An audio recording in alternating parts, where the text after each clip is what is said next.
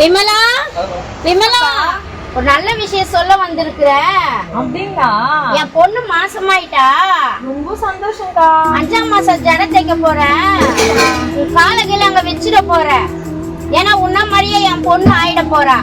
இப்படி சொல்லிட்டீங்களே. ஆமா, கல்யாணம் ஆகிட்டீங்க, வருஷம் ஆச்சு. உன் வயித்துல ஒரு புள்ள பூச்சி இல்ல. நீ அங்க காலை வச்சேன்னா என் பொண்ணு குழந்தை பிறக்காத போயிடுச்சுன்னா நான் என்ன பண்றது? எதை சொன்னாலும் புஸ்கு புஸ்குன்னு அழ வந்துடும். வா, உன்கிட்ட எதோ சொல்லக்கூடாது. போடி அம்மா, நான் போறேன். விமலா, ஸ்தோத்திரமா. பாஸ்டர், என்னம்மா அழுதுட்டு இருக்க? ஒன்றும் இல்லைங்க பாஸ்டர். என்ன ஆச்சு? பாஸ்டர், எனக்கு தெரிஞ்ச ஒரு அக்கா வந்தாங்க. வந்து என் பொண்ணு மாசமா இருக்கா, 5ஆம் மாசம் ஜடை தைக்கிட்டு என் வீட்டு பக்கம் வந்துடாத சொல்லிட்டாங்க பாஸ்டர். நான் போகாத ஹாஸ்பிட்டல் இல்லை, பார்க்காத டாக்டர் இல்லை பாஸ்டர்.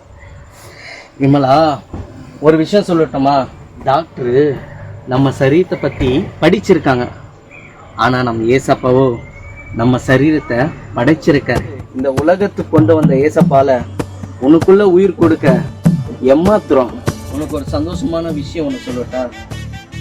வர மே 1ஆம் தேதி தீர்வுக்கான திருவிழா நடக்க போகுது. அங்க வா, ஏசப்பா உனக்கு ஒரு நல்ல தீர்வு தருவார்.